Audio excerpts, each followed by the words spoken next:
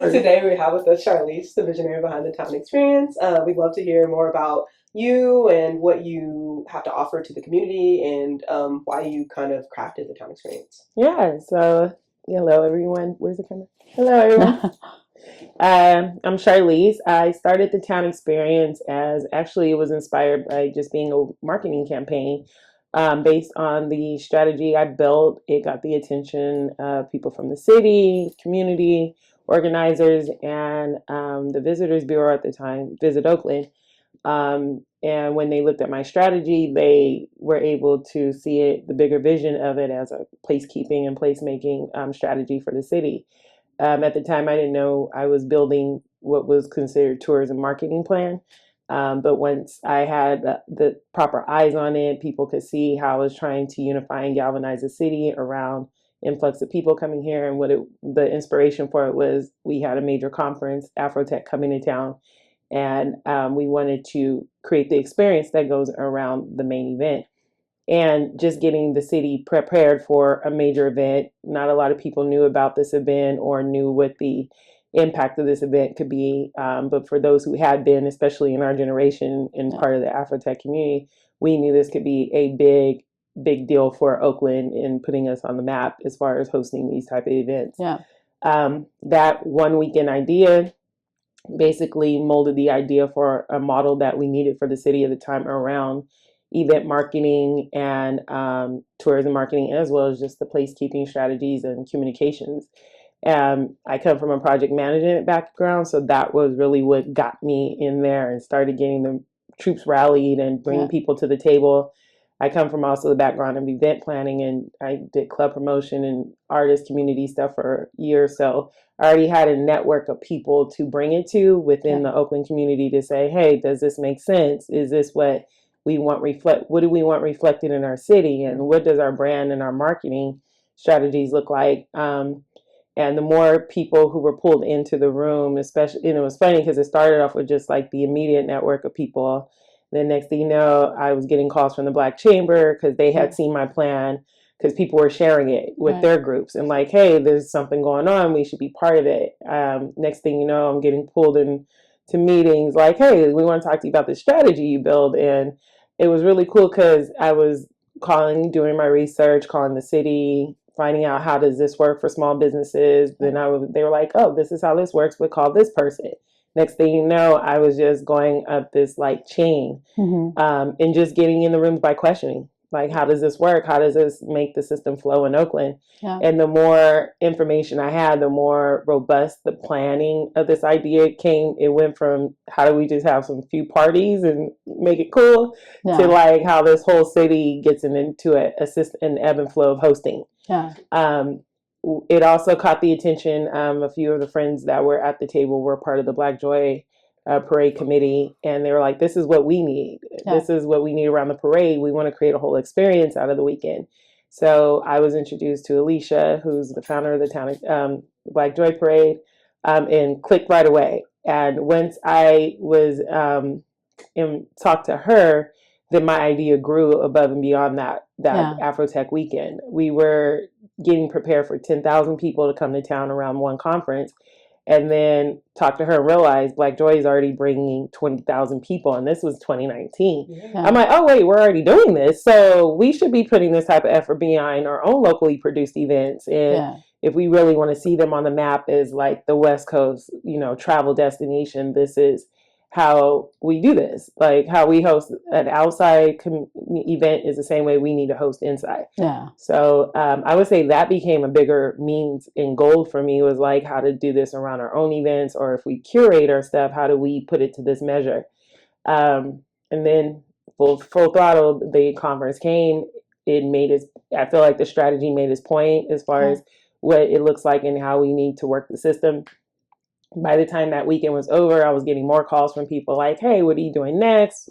People were already like trying to give me consulting fees and get involved. I'm like, I don't even know what the business model is of this yet. And it was really just, it had tapped an emotion. It really had tapped into something. It was like the city was missing. And I'm like, that's what marketing is. I did my research. I said, well, here's how we fill this gap of what this understanding of what does visitors marketing do?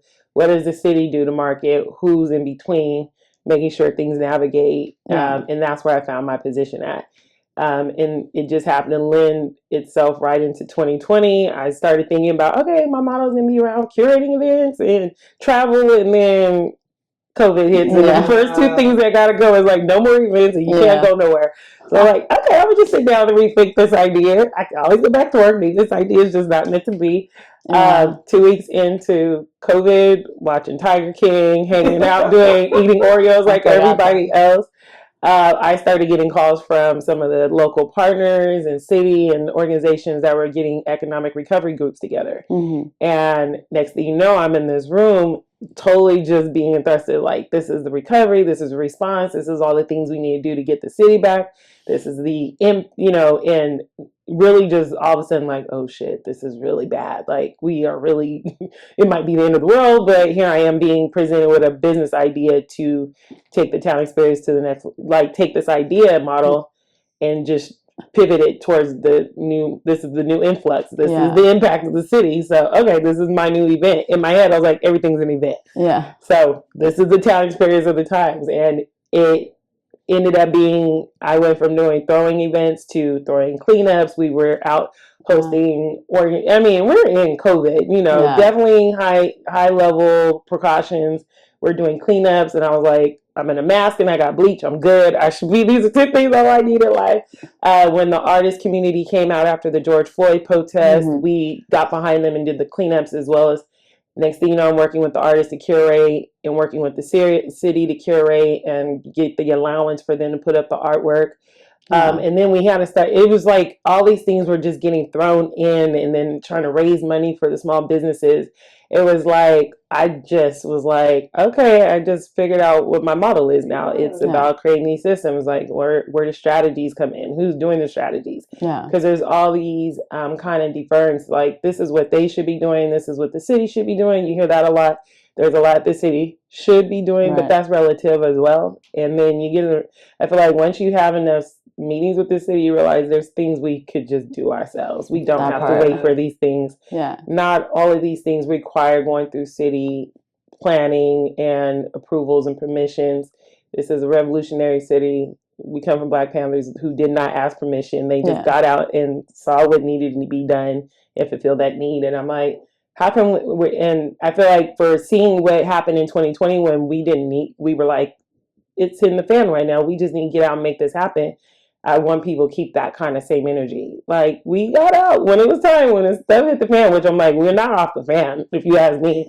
But we saw how people can lower their egos and get in the room and make things happen. We did it around every time I feel like when there's an end goal or something right in front of us, it makes planning and preparation move a lot quicker. Your behaviors come different. And I felt like that was something else I realized was missing in rooms where I started, people like, this is never going to work, getting people in the rooms, people they fall off, they're not, and I'm like, well, and people are like, you can't, and it's a stereotypical thing about you can't get Black people in the room to work together in Oakland. I'm like, but what's been the issue? And me not being from Oakland, I'm like, I'm not part of these like 50-year traditions of like trauma bonding you all have had, or separations and redlining yourselves, like what. I'm like, I tell people to joke, I'm like Tupac, I done moved all over this place. I'm in everybody's neighborhood, everybody's business, because that's how the town experience is supposed to work. I'm non-bipartisan when it comes to the politics. Even though I know all these people in the room, I'm like, whoever gets the job is, I got to build the rapport with them, and I got to work with them. So to keep things moving, how do we get, I'm a project manager. I'm always thinking about how to bring these teams together. You do what? Okay, let's put our strengths together. And that seems to have lended his hand a lot to getting this, like, I felt like it's built a lot of social capital around how I've been able to move in Oakland, leveraging, being able to bring people in rooms from different crosses of life who've never thought about working together. I'm a networker, social butterfly. So I'm always listening to people's values, I guess you could say. And I didn't really think about this till the other night. We had this mentor lecture about values and leverage. And I'm like, that's always been that is my leverage, is what's my value to this room right now? Right. If you say I do X, Y, and Z, somehow I note that, don't know how. And next thing you know, I'm in a room with somebody and they're like, oh, I want to do X, Y, Z. I'm like, I know somebody who got that.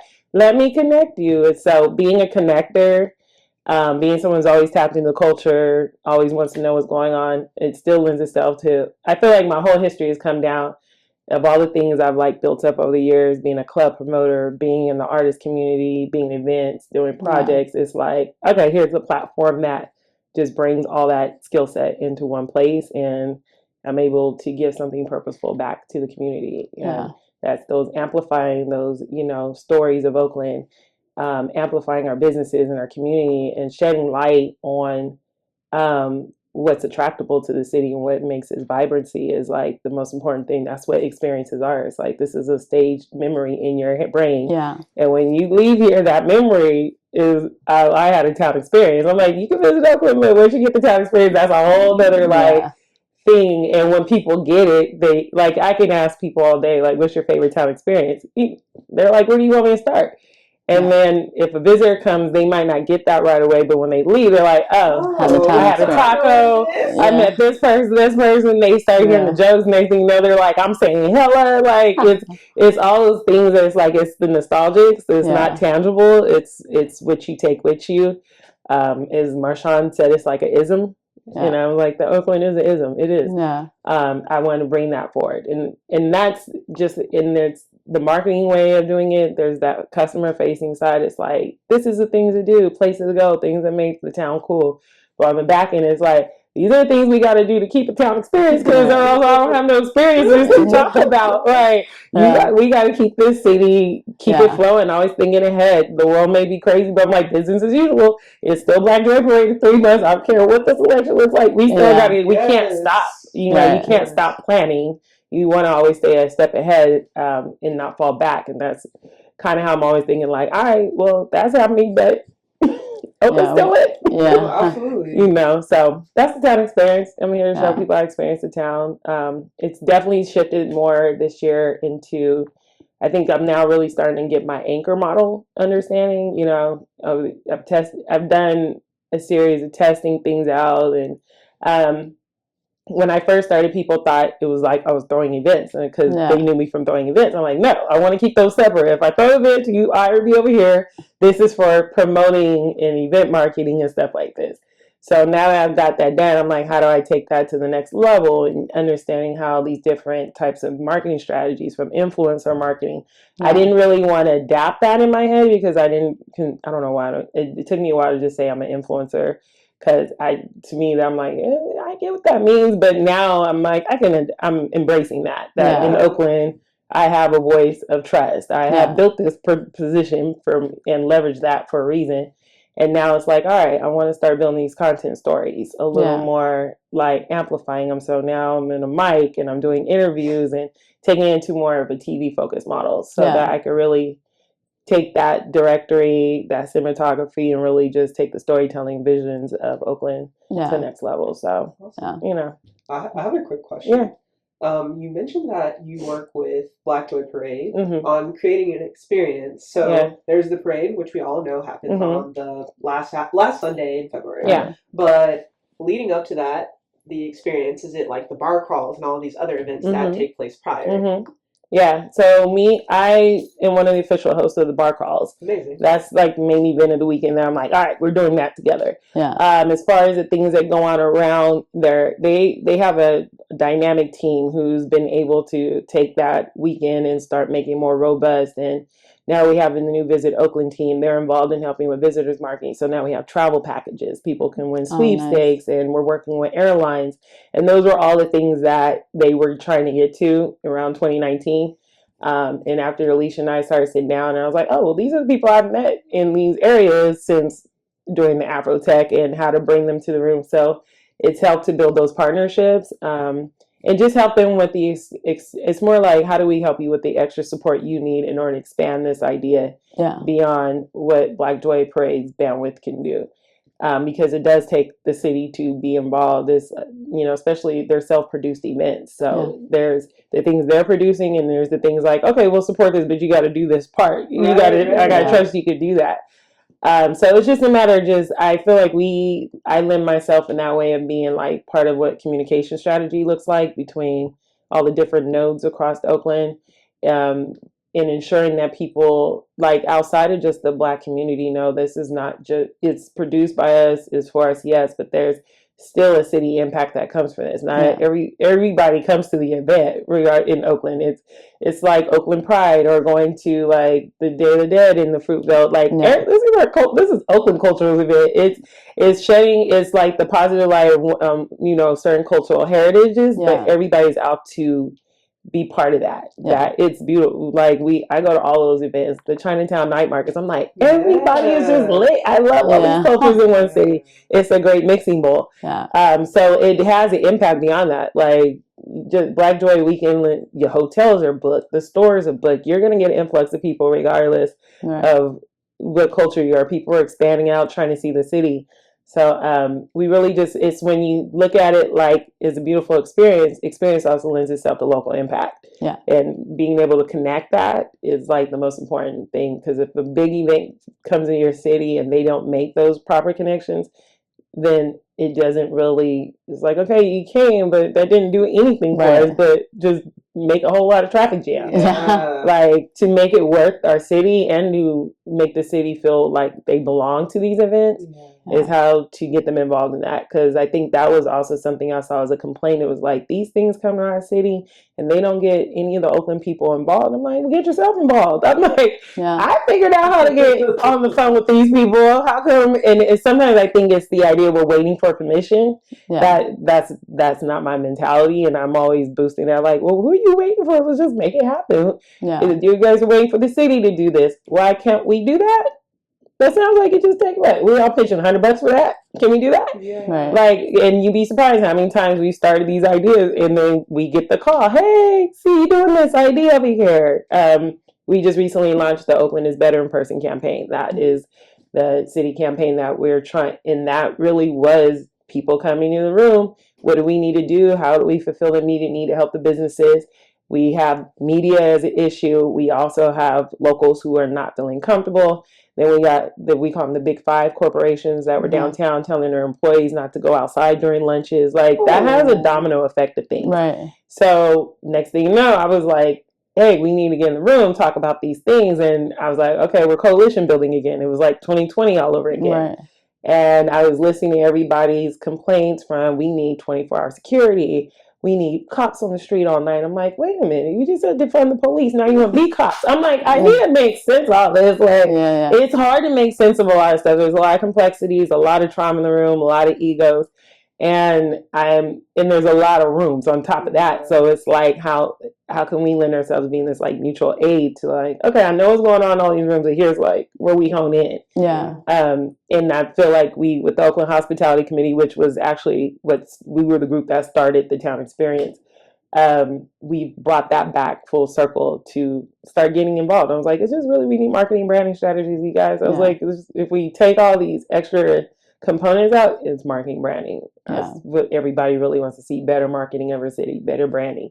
And I'm like, we can do that. It really, and I think what I want people to understand is like, where do you think media is getting these sources of information? How we're speaking about our city is like a law of attraction. Like we talk. I'm online. I follow some of the ratchet media just to see what they're posting, and I'm like, okay, it's all day on your media. No wonder that's what they're pulling and posting. We have other social media sites that are considered major media sites out that are from here, and I'm like, to me, they're worse than Fox News is right now.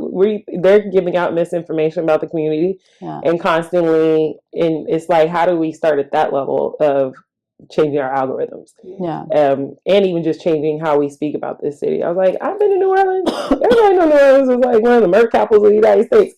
I've never heard anybody in New Orleans speak bad about New Orleans. They're like, baby, where you want to go? What you want to do? Go here. They'll tell you be careful. They're giving you precautions, but the first thing out of their mouth is not, New Orleans is a bad place.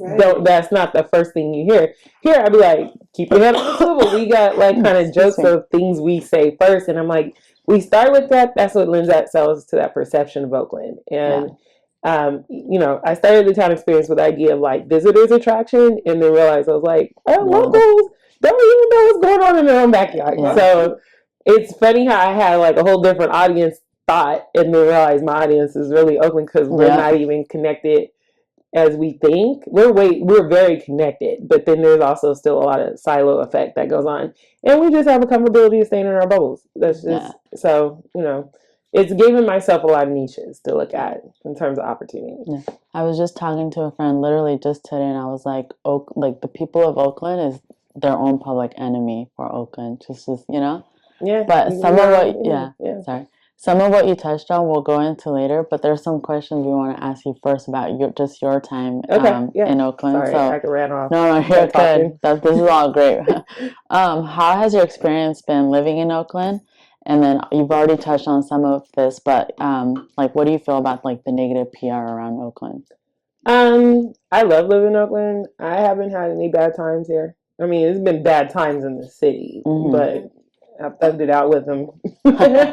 I think the PR obviously is not great, but I think that's also where radical responsibility comes from. In terms of the storytelling we should be telling ourselves. We come from a city of beautiful storytellers, dear Oakland, town experience. Like, there's a lot of storytellers out here, and I'm like, I feel like the more we push that and control our own narratives, the better it will expand that message. Yeah. And like I said, we're not the only city being targeted. It's progressive cities across the United States are being targeted. We're California right now.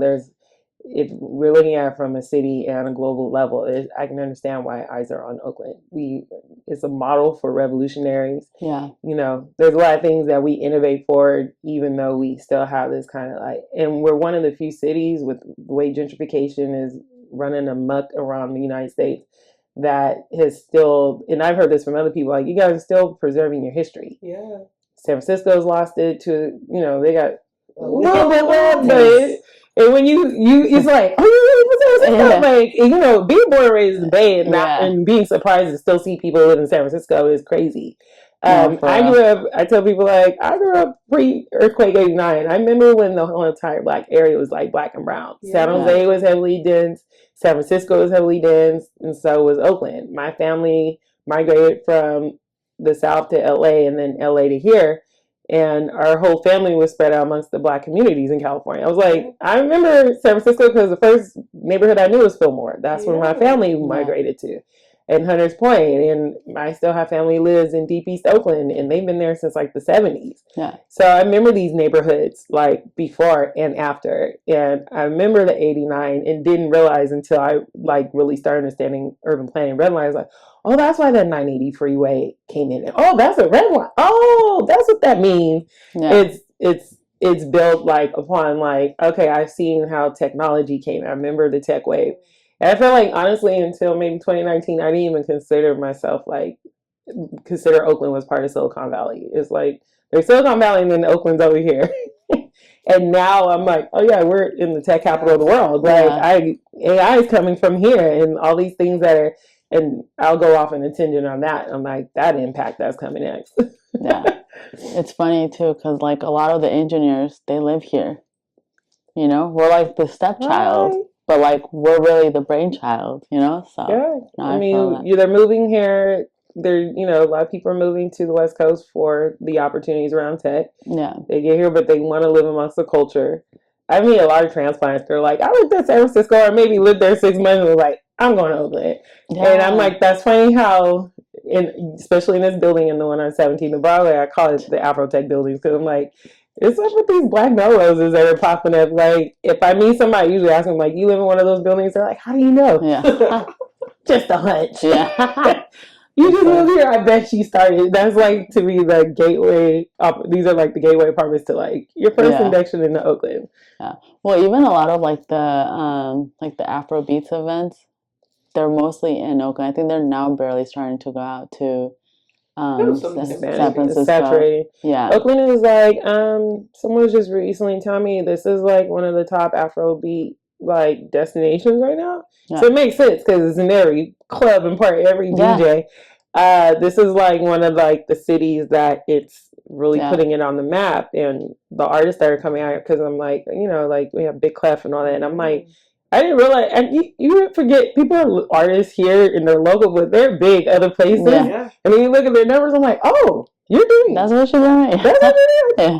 doing. You know, we're doing a lot in Oakland as far as music and art and culture. So, speaking about being a transplant, I'm from Kentucky originally. Nice, I've been here for like 6 years, and I would definitely say like I didn't live in San Francisco, but I visited like San Mateo, San Francisco, San Jose, Oakland, and I was like, I need to determine where I want to live, and Oakland was it. Yeah, that was it. Pulled you right in. San Mateo was a little too sterile. Yeah. San Francisco was there was not enough like us, and then I got to Oakland, I was like, oh, I love it here. So, yeah, you're like, here it is. That's what I was looking for. Yeah, you come here for the culture. Yeah. I think you're next. Oh, I got you. So, on a good segue into this. What brought you here? What keeps you in Oakland? And what does community look like for you in Oakland? Ooh, great 3 questions. Like I said, I was born in the Bay, and I knew if I stayed here through my adulthood that I would end up in Oakland. I knew where the culture and the sauce of the Bay was, and I knew if I was going to stay here, this would be. It's like I innately knew it. I'm going to end up in Oakland, especially because I'm always up and down this 880. I'm going to end up here. So that was the original reason. Staying here it's a choice. It's a lifestyle choice because it's lit, it's expensive, it's dangerous, but... It's like that. Yeah. I like a little risk in my life. I like living on the edge, I guess you could say, but it's by choice. I feel like amongst all of the, like you said, the issues we have a dope community. I feel like these last few years have really lended itself to how we bond a little more. Yeah. And it's the group. It's like between the artist community, the style, the fashion. I think the revolutionary spirit that has been carried on, like the Black Panther spirit is global at this point. And to know, like, you are like mega stars in the world, and I'm like, I don't even know if Frederick and Wayne Brown. Like, these people, like, to me, that's funny that these are people in our backyard. And I'm like, you have like literally global impact. Like, we have created monumental brands have come out of Oakland. Yeah. Artists, music. I'm a big musician head, like big music head. So music always gravitates me. And I think that was another thing that was attractable here is I was doing live shows in San Jose, and most of the artists I were booking were from Oakland, which was kind of funny. Yeah. It was helping them be able to tap into a new city. But for me, I was like, it's just because I'm in Oakland so much, I already know these people. Yeah. So, I'd say it's a lifestyle choice. In the community here, I think every community sector is dope here. So you were here during the hyphy movement? I was here in the hyphy movement. I was here for the mob movement. Yeah. Mob music started the hyphy movement, and I was like, that's where Yapasura was. It's like, in that era, before the hyphiness started, that was the cusp. I grew up in that era, I would say, and then I seen the hyphy movement transpire. I was about 26 or so when it started really taking off, and we were club promoters. Yeah. And I remember the day we were, do not play that music in here because everybody's just jumping around me ignorant. It was taking away the sexiness of the parties. Yeah. Then one day, and I swear it was because E40 when he dropped Tell Me When to Go. It was like you couldn't ignore it now because E40's in it. Right. And I was like, okay, I like the song. And then Mr. Fat King was like, I like this too. Next thing you know, I remember our parties went from almost like the no jean policy. I remember when girls couldn't even get wear jeans and cut to everybody's dressed in hyphy.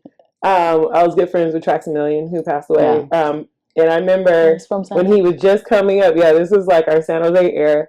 I remember he couldn't. Security didn't want to let him in the club, and they were like, they didn't know who he was. And I remember we were like, that won't happen. That was the night we had to have a talk. Like, this is the new era of dressing. And the people who are dressed like hyphy are actually people buying bottles. You gotta let them in. You're public figures to us.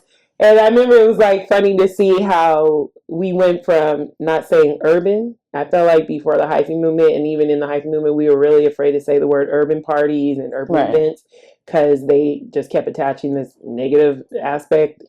The sideshows started really, I think technology really just put sideshows on a different type of map. And that was becoming an issue, but sideshows have been around. They've always been an issue. It's just now we got music about it that's really taking off. But we somehow broke through that. And I just remember one day I was like, I'm officially in this army movement. Oh my gosh. Like, you can't tell me. I was buying the albums. It's like funny how it was like one day I'm not listening. The next day I got all this. I got Fab in my class. I got all this stuff in my player. It was funny. That's amazing. It was beautiful. Shifting back to, I know you touched on this a little bit, but the town experience, like what was the vision for that? Can you elaborate more on this? Yeah, so it really was about amplifying experiences. I think what, again, makes this city beautiful is the experiences. And when I say that, I tell people, like, beyond just events, like, what are the historical moments, the life moments, the events that, like, historical events that have happened in the city that, and people are experiences. Yeah. Like, people are who stage experiences. And this is kind of something, again, 5-10 minutes, shout out, all things. This was definitely something I learned through being in that class, is the way community and culture progresses. And what does a progressive culture look like for us? And at the time, I remember I was thinking about, like, okay, I'm doing this club promoting, I'm managing artists, but that's more passion than purpose. And I was trying to figure out, how does this build forward? Like, what am I building out of this? And this idea just started in my head, and I remember one day I was like, am I overthinking this weekend too much? Like, I'm doing a lot of research, next thing I'm in these rooms, and I'm like, this is getting bigger than me. But the more I was delving into it, the more I was like, because we haven't really built like, we all know what this experience is, we just, for some reason, I'm just somehow bringing it together in light of how, like, this is how we share those experiences. This is how we keep creating experiences. And when we have them, how do we make it something that everybody walks away with, like, a memory of? Yeah. And it really just started with those, like, kind of ideas. And then from there, it was like, okay, we need a platform. Like, then you get into the businesses of, like, how do you languagify this? How do I amplify this? Who am I tapping into?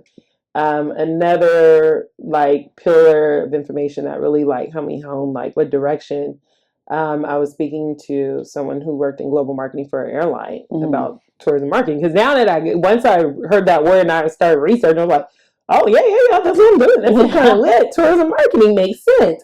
Because there's a lot of placekeeping. It's like, what brings visitors to a city is based on what locals do to make your city attractive. It was really just that connectivity.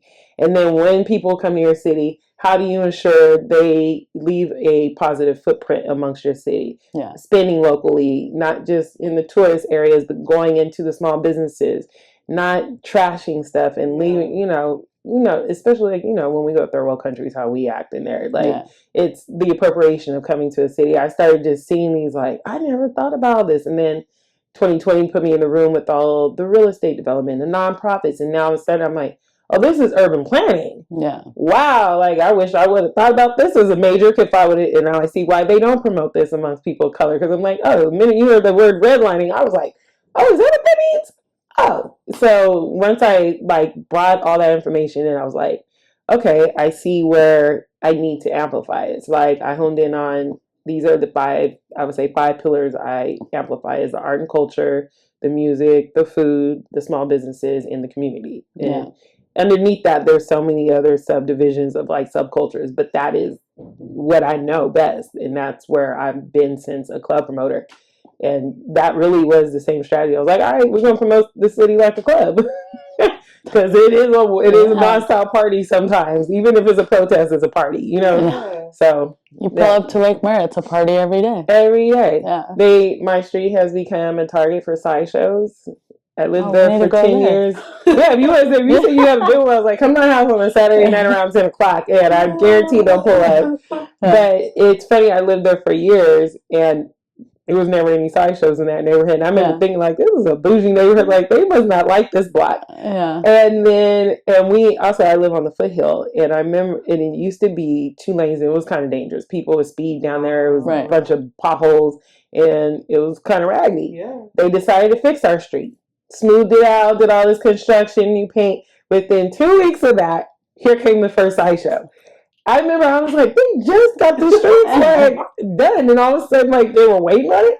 And since then, they've gone from, like, every blue moon to, like, once a month to twice a month.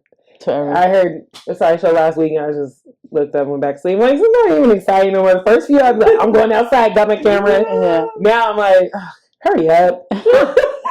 How long do they usually last? About 30, 40 minutes. Yeah. Depends on the police and how they feel. One night they'll let them like kind of go for a minute and then break it up. Some nights they come through and they're clearing it out right away. Yeah. They're interesting to watch. I mean, my main thing is like, as long as you don't hit anything, it's, you know, and it's kind of also because they're not from here.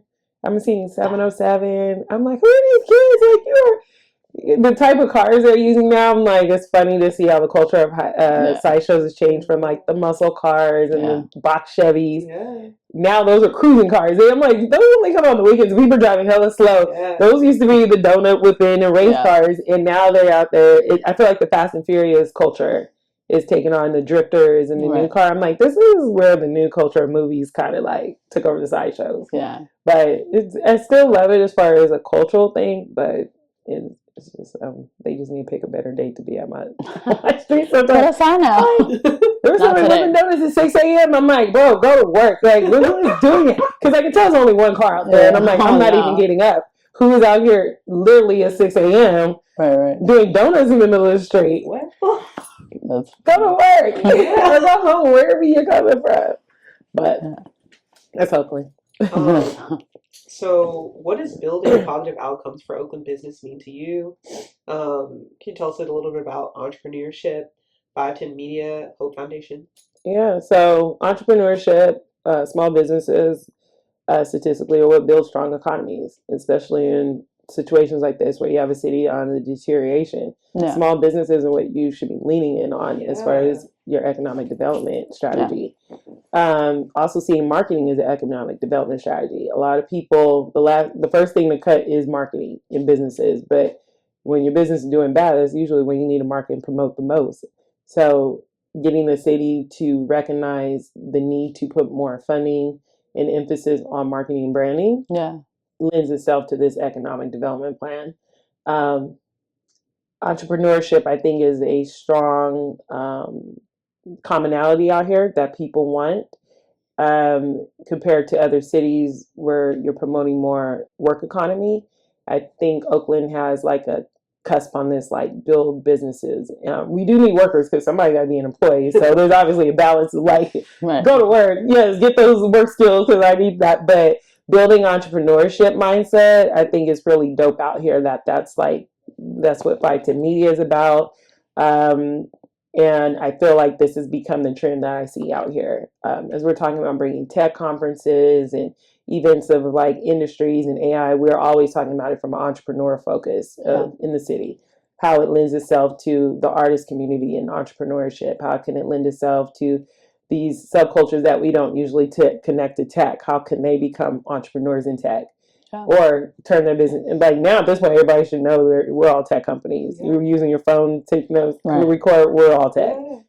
Everything's tech, and once I started seeing it, I'm like, oh, there's so much money and opportunity when you start just calling yourself a tech company here, based on you're using your digital marketing. It's all digital marketing. So I think if we start to hone in on some of these innovative ideas that we can build upon within the city, I feel like. I see the future of Wakanda. I know to me, this is a city that models what Afrofuturism can look like. And I think that's the reason we have movies about it. Yeah. Because this Wakanda is Okanda, as we call it here. You know, I think this is a model for what that can look like in the future. Yeah.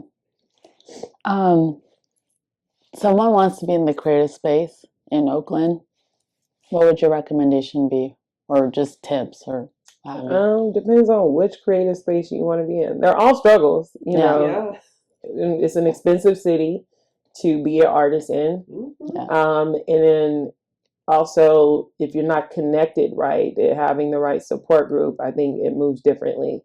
I see how like the Bay Area Art Mural Project and how when they started coming together and building those art collectives out of 2020, I'm like, dang, you guys are getting Bosky out commissions now. Like, I feel like there's a great opportunity to build upon your art here. Yeah. And because we're putting so much emphasis on building art support, we have cultural affairs departments, commissions.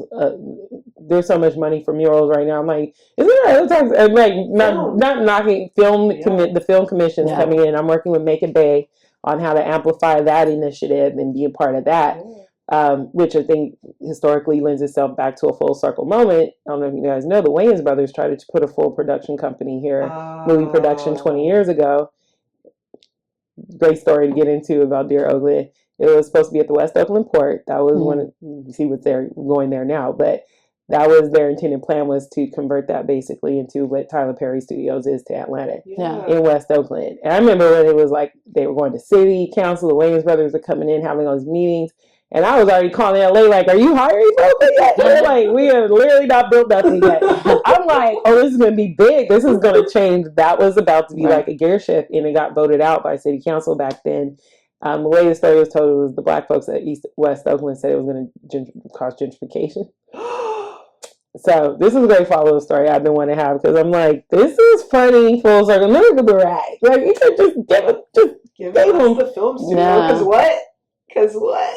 So it's like, how do we correct and make it better? We've had this big conversation about, like, how do we recorrect that? Now that in hindsight, stop looking at things in hindsight and looking at foresight, I think is, if we can get the city on that level, we can definitely build forward. And there's a way we can develop forward without displacing so much of our history. I don't believe there's any way to develop without displacing something. Right. But what needs to be displaced is the things that need to be displaced. Okay, so this is one of our last questions before rapid fire. And, I'm so excited. Exciting one. So we have upcoming the NBA All-Star Weekend. And this is huge for the Bay. Is there anything you can share with us? Are there any events we should be looking out for? Can we get on the list? You know, I might not even be here, but I'll be here. So you're like, well, I'll take one for the team. Huh? So yes, All-Star Weekend is coming. Valentine's weekend. So plan on your date nights being at a game. All-Star Weekend is coming back for the first time, I think, in 20 years. It was hosted here before. It was when we had the Warriors in the Oakland Arena, so the original games were in Oakland. This time around, we're hosting 2 games, and then 2 games are being hosted in the city. It is called the San Francisco Bay Area All-Star Weekend, with San Francisco being the main city. I'm not hating, but it's called Bay Area, but the commercial is all San Francisco. It's okay. Whoever paid for it. But Oakland is the second city that is hosting for that weekend. There's All-Star Weekend always brings a lot of celebrity events, a lot of activations going on. All-Star Weekend is on their site. They said they're going to have like a concert at Pier 48. So there's stuff going on in the city. Our main focus is going to be on what happens in Oakland and the experiences that people could take in. Now, ensuring that people are using our airport, Oakland International Airport, that is, because this is the time we could be making money off of flights, hotels. We have way more hotels in the last 5 years that have come up. So our city is a little more prepared to host. Impact-wise, they're estimating about 135,000 people are coming in for the weekend. That's between 2 cities, so that won't look like 135,000 people in one place, but when you remove how many people are actually going to the game and how many people are just here for the experience, like the game-wise, you only bring about 60,000, 70,000 people if you split up the capacity of, that's in a sellout of every arena.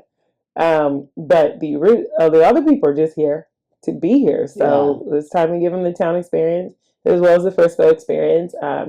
And we also want to work with them as far as their cultural arts partners that we know out there that I'm talking to about, like, hey, what are you guys doing as far as like, it's going to be bid season, like we know internally things we need to look out for and to ensure it's the same idea as having a Black Joy Parade, which is 2 weeks after that. So we're not sleeping. It's going to be and I really want people, again, keeping the same energy. If you're amped up about All-Star, you better be amped up about Black Joy Parade, because we could do that for our own productions as well. We could really put that on the map and use that weekend to bring people back. Like, hey, while you're here, rebook, come back in 2 weeks. Ensuring that Black Joy Parade advertising. Extend your stay, Yeah, extend your stay. Workspace, staycations. Like, I'm promoting all that stuff. Like, just stay in the town for the month. It's Black History Month. The day before Black Joy Parade is also Lunar New Year Parade. Okay. So we got the Chinese New Year Parade and Black Joy Parade on the same weekend.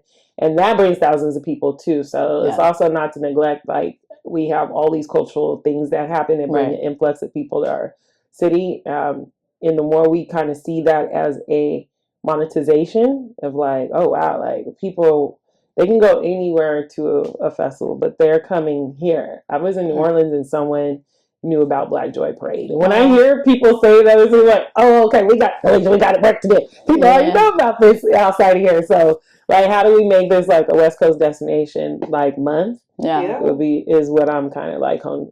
And again, safety experience. There's gonna be a lot of parties. There's gonna be NBA parties. Those are the big parties by invites or big ticketed events. But there'll also be affordable stuff that's gonna be happening, and we'll have like directories out and lists of things to do.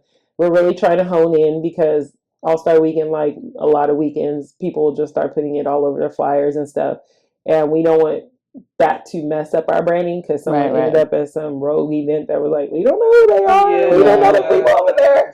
Out of town promoters come into your city, start throwing things. And it can get a little out of control, especially on the nightlife side. The day events and the activities, those are pretty flow. People going to lunch and brunches and to parks and seeing the city, but at night is when it's like mega mayhem. It's everybody's out partying.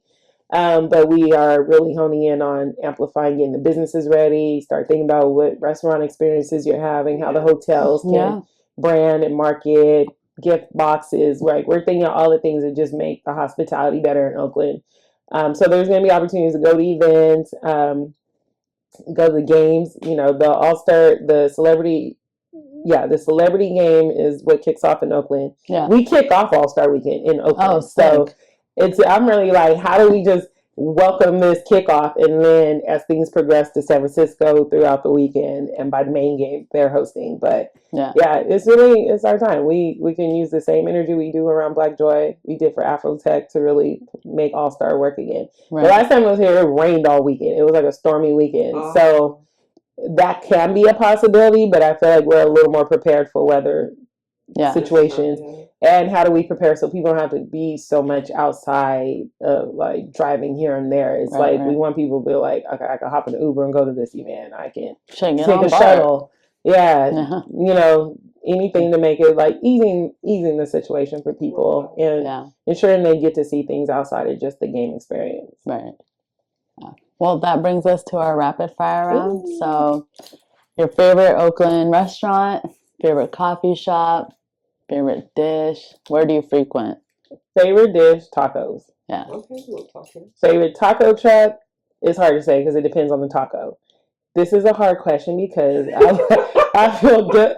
I like every restaurant for their own reasons, and like I don't pick taco trucks. Like if you want seafood, I go to Sinaloa's. If I want carne asada, I like Mi Rancho. If I want chicken, I am an adventurer when it comes to my tacos.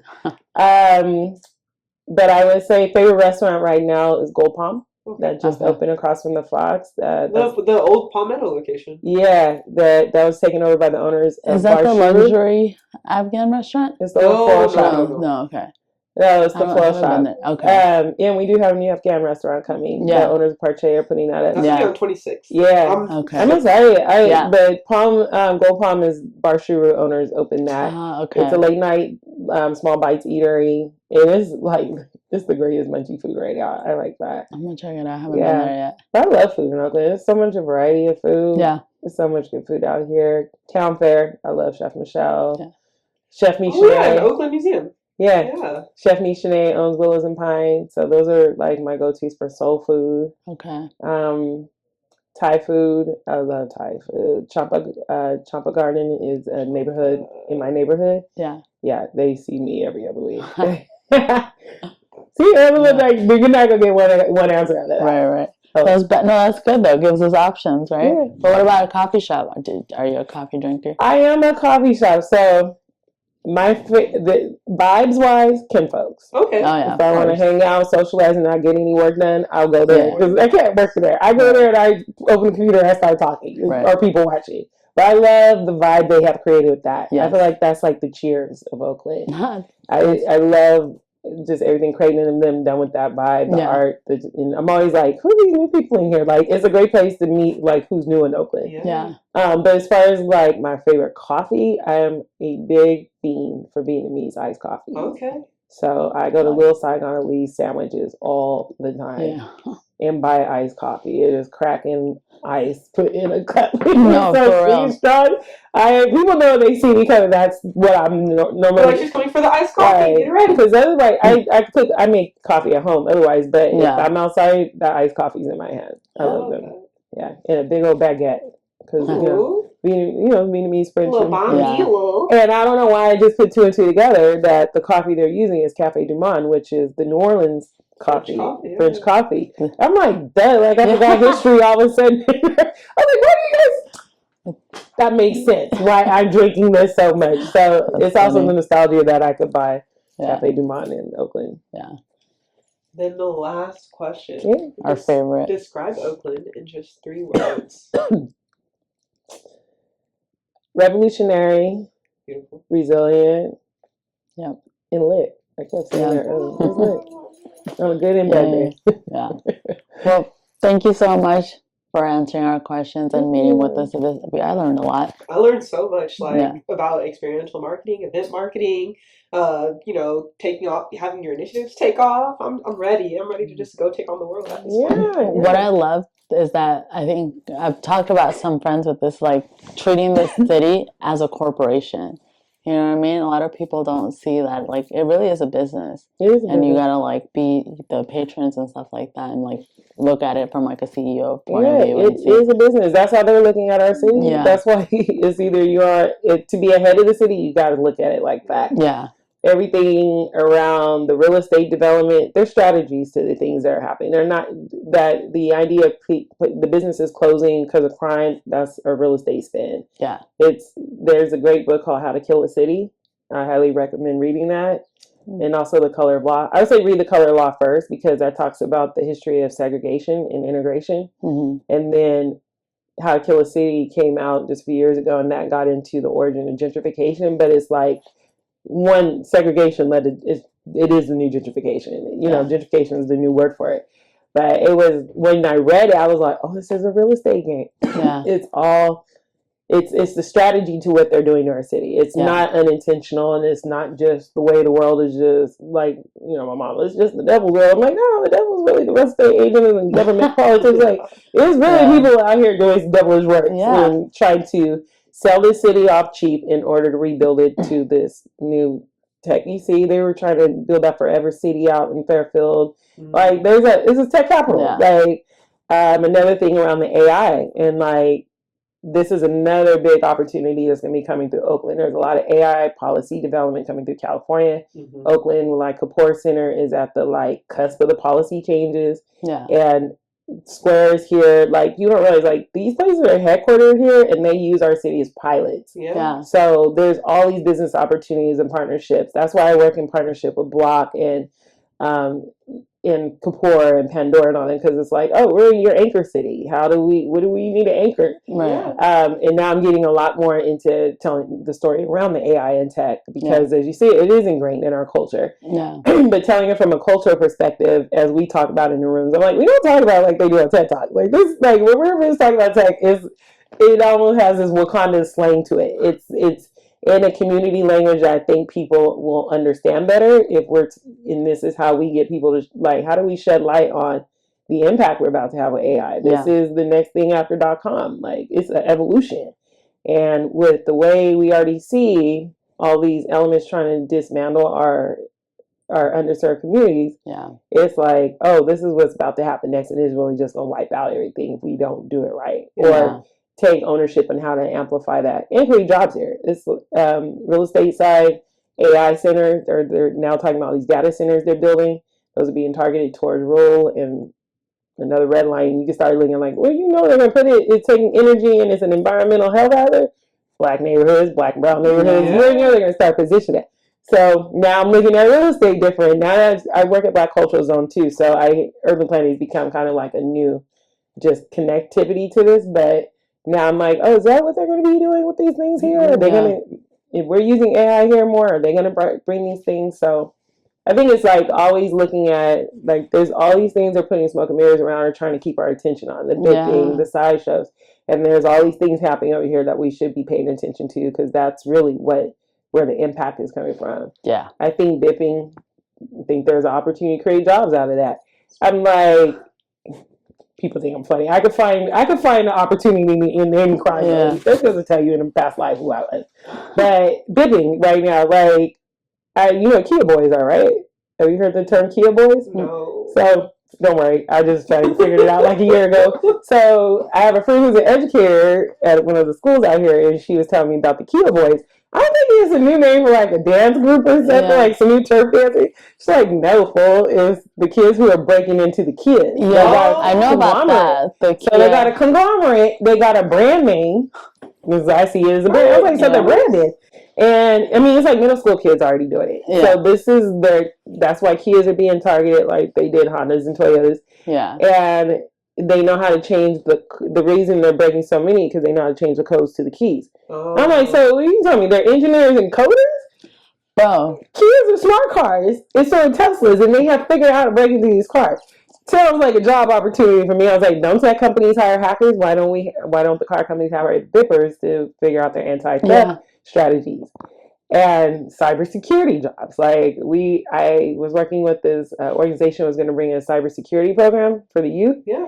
And he's explaining to me, and I'm like, that sounds boring. Like, honestly, it just sounds boring the way you explain it. What does a 19-year-old in East Oakland care about a cybersecurity job that pays off in a couple of years when their immediate needs are tomorrow? Right. And $50,000, the starting job, you make that probably dipping at this point. Yeah. I was like, so what jobs does me say I'm just a teenage dipper and you're talking about taking a cybersecurity job? And it like opened their mind, like, you gotta put value in that. Like, they're not gonna come to that workshop unless you, oh, well, how about you turn that dipping into a real job and bring Kia in the room? I was like, can we get Kia in here? Like, do some internships? Yeah. I was like, Tesla seemed crazy. You know, I seem crazy enough to go for this idea.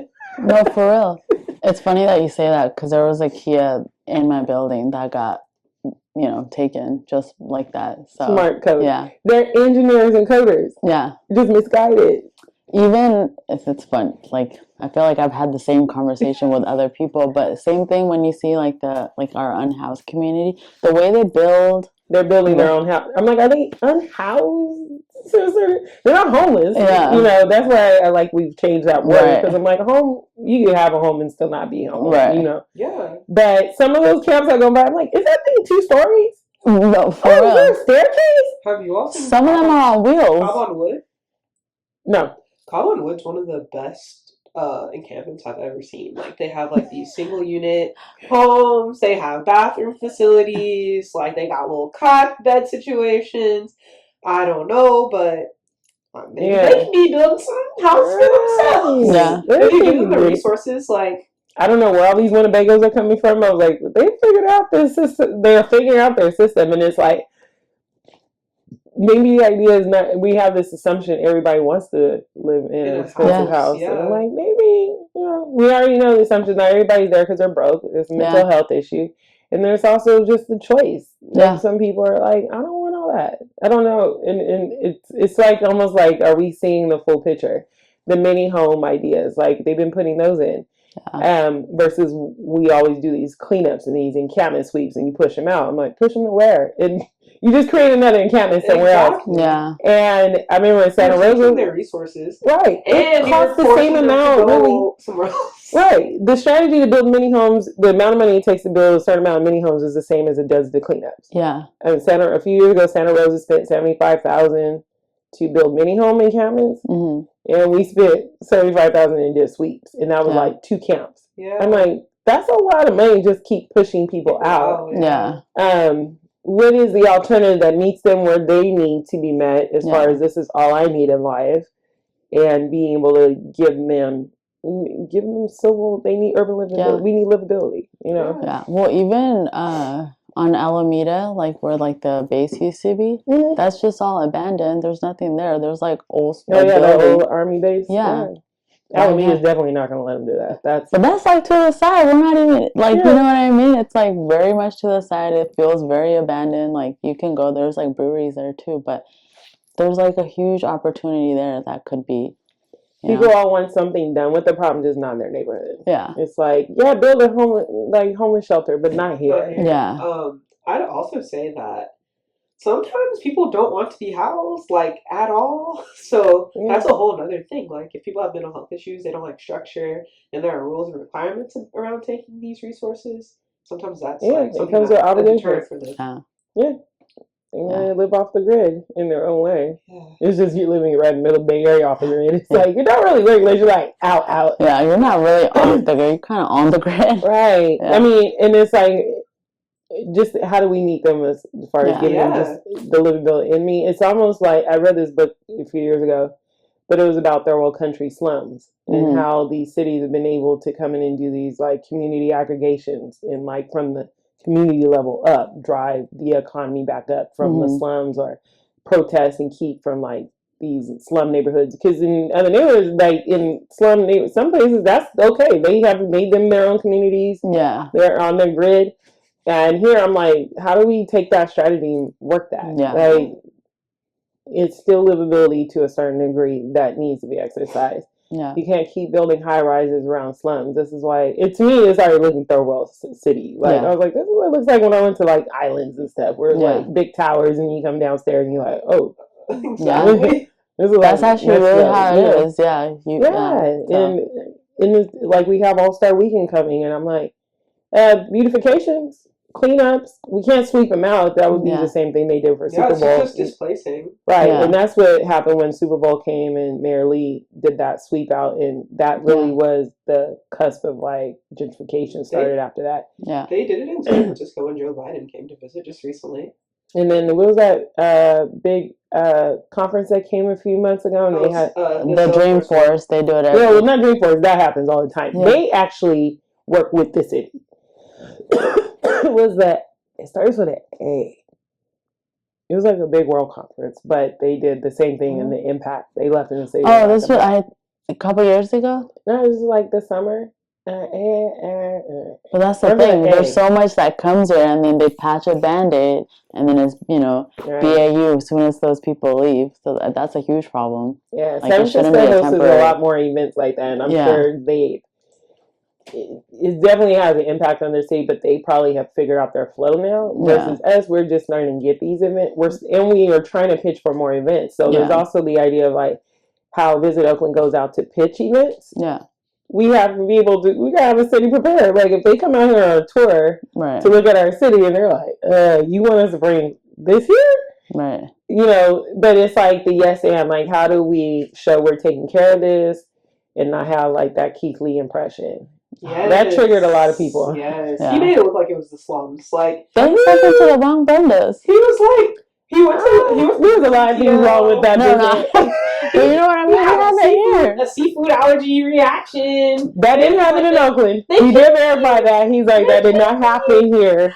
I think he announced he was coming, then he was here like 3 days later. So there was like no preparation to connect. I remember somebody hit me up, was like, you should connect with him. I'm like, I think he's already here. Yeah. Like, I can't even reach out at this point.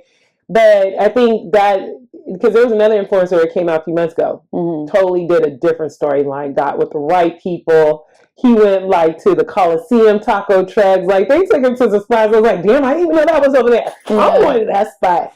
But he came in and did his homework. They took him down to the bakery. What's his name that has Gary's Bakery or whatever downtown, that little bakery underground? Gregory's. Gregory's Bakery. He went to some spots. I was like, "Oh, they gave you a good one." Yeah. And he gave the best stories, and he was talking to the owner, giving the Dear Oakland type style, like from the outside. Yes. And I even reposted. I was like, I really appreciate that. Like, we have a lot of, but I think also we have a lot of local influencers that it's like people are like, we don't need them. We have our own. I said, yes, for our local region, but they're not. Yeah. Visitors make global monetization out of your city. That's how you globalize your city. You need to put on that Oaklandish shirt and take that shit back to Japan, or that's how they start seeing what is that? What does that mean?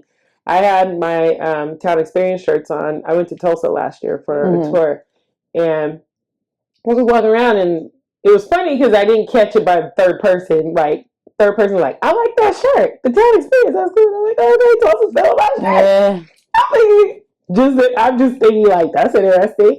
And then I go into Greenwood Avenue, which is like their main store in Black Wall Street, and this is all and I was like, oh, Tulsa's known as T-Town, and you guys call it the town. Oh. They also call it the town out there. So and I'm like, we need to figure out how to brand this lineage, because I was like, oh, that's why they're looking at my shirt. They think I'm Tulsa there, their town.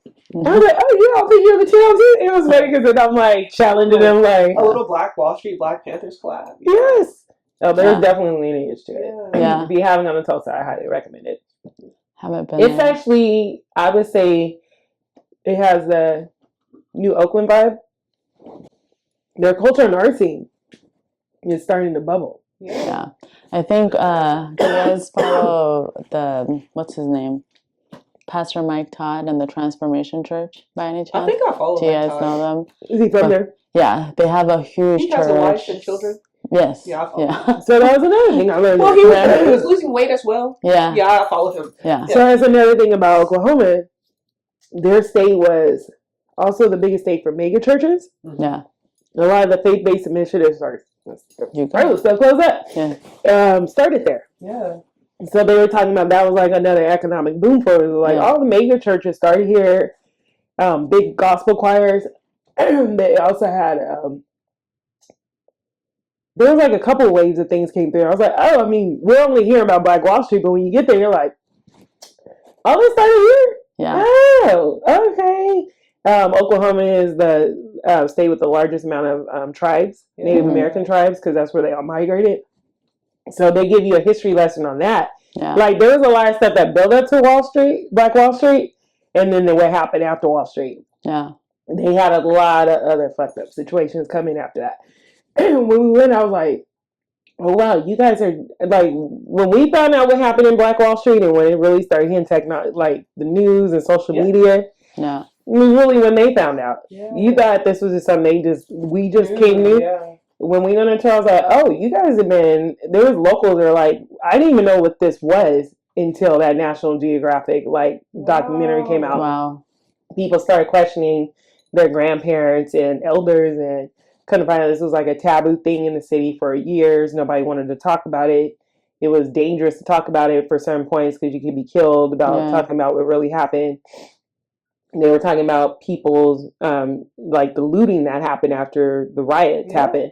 And it was the white folks looting in the black houses. Taking their resources, taking all their resources and stuff. And when they talk about how they think it really started, I'm like, oh, this is a way different story here. Yeah. But they said that's another reason to keep secret, because a lot of them probably have like heirlooms. And I was like, this is just like the Holocaust, where they're like, people talk about this hidden art and all that. Yeah. And I'm like, this is funny because now I'm obsessed with watching Antique Roadshow. I don't know why. I just like appraising junk. I'm a hoarder sometimes. Yeah. And every time they're like in the Midwest, somewhere, I was like, how much? I was like, bet you stole it. Like now I'm thinking everything people got. I'm like, oh my God, these from my great grandmother who got these from a Native American friend. I'm like, yeah, I'm fucking right. Yeah.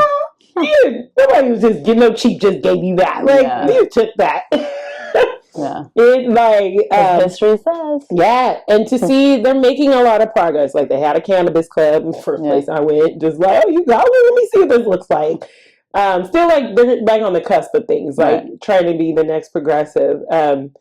Which is another story about Black Wall Street, is they were at the cusp of that time about to switch to a blue state, and they believe that was another power reason why Black Wall Street happened. Yeah, it was a switch, keep it red. Are you familiar with The Read? Are either of you? The Reader podcast?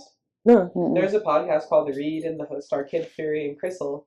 And Crystal's from Oklahoma, and so she talks about the prominent Black cowboy community in Oklahoma, which is similar to here. So there are a lot of similarities. Yeah, it's a big ranch area. Tulsa looks like Stockton. Oh, like city line. Like if you're driving in, not in like. No. I mean, I think it's good for Stockton, but I don't know if Tulsa wants to hear that. I'm joking. Yeah, it's like because when you come in, it's not a big like city line. Right. There's just a few buildings that are tall. Like Oakland has way more. It's about the size of Tulsa. It's a big little city. Yeah. In the middle of this area. That just has a lot going on. They knew I was from California, and of course they were challenging me on the tacos. I'm like, you guys don't have no good tacos. Right? So we ended up going to the east side of Tulsa, which is basically their Fruitvale district. Yeah. And we went to this spot. It was very authentic tacos and stuff. I was like, oh, you guys have a large Hispanic community out here. It's a very mixed pot. Yeah. And there's a lot of folks within, I say, the 25 to 40 range that are moving out there to set up base. Yeah. They have that remote Tulsa money, that $10,000 to move their money. That was real. I thought going there, people be hating, like, don't be coming out here moving our city for $10,000. We could use that for something else. They were like, no, that's real. People should definitely come out here. Like, we went on a tour, and I recommended, I could give the info. It's called Breakout Tour. It's this community organization that goes on these community tours in different cities, and they take you, like, we're going to show you the real Oakland, the real Tulsa, and they're already connected to all the hosts of the cities. Yeah. So you're being hosted all weekend by locals. And that was like the best way to see Tulsa. I was like, oh, you guys are showing us like all these new businesses opening. They got these new cultural arts centers that are in development. And I'm like, oh, when I come back, all this stuff is going to be here. Yeah. They have the Black Wall Street Museum. The block of Greenwood Avenue, the tourist attraction is only a few blocks, but they said Greenwood Avenue once was about expanded as probably, I would say, as long as Jack London and Broadway or Broadway Street. It was huge. Like, so much money coming in their community that the white banks were borrowing from them. Yeah. It was like a total game changer to see that city. I guess I should have researched this or should know this, but do we have something like that here for like local tour groups? What, Oakland for visitors? Like how you said, there's like locals that kind of take you and show you around. We do, but unless you would have to plan out with somebody to like. BAM did some mural tours. Yeah, BAM does mural tours. Okay. The Black History Museum is not the Black History. The Black Panther Museum is now part of like that. Yeah. We have Acacia. She runs Ethnic Travels. They do local black mural tours. Okay. Black History neighborhood tours. And she also does a taco tour at Fruitvale. That was fun. Sick. Of course, I went on that one. There's another tour company that does Oakland tours. But you do. You can, and hopefully during All-Star Weekend, we can probably have something like for the people wanting to kind of like, I want to see real Oakland. We can put some of those packages together. Because I was just thinking, like, usually when you're traveling, you can kind of tell who's also traveling, like who's a visitor. But I'm like, I don't think I've ever been out in Oakland where I'm like, oh yeah, that person is visiting. You know what I mean? It's like a lot of just us here. I could tell maybe because I'm always looking for him. Yeah, but that's just because I'm like, you can tell just by certain things they're doing. Right. Like standing on their phone and having all their technologies and laptop hanging out the black and white. I would walk up and be like, hey, you might want to go step inside somewhere with that. You make me nervous. Yeah. Okay. But you can usually, or they're the most curious people in the club or the party or the bar. Like they're talking to everybody. Like, what do you do? Where do I go? It's something about them that like puts them like, oh, you're not from here. Huh? Yeah. No, I just remembered when we were at Parche. There was like those two guys. The tourists. Yeah, I just remember now. And you're right. They were asking us about like recommendations and stuff. Of course, the ones we gave, they're like, maybe not today. And then we did send them to Beerland. There's a way. I feel like I meet transplants all the time. It's something about maybe they're just trying to meet people, or it's. I have two friends who moved here during the pandemic. Yeah. From New York, and we met at Mushin. It was like complimented my jacket. Next thing you know, I'm sitting down with them. Next thing you know, we changed numbers. I'm coming to dinner parties, and now I'm like, you guys are my new best friends.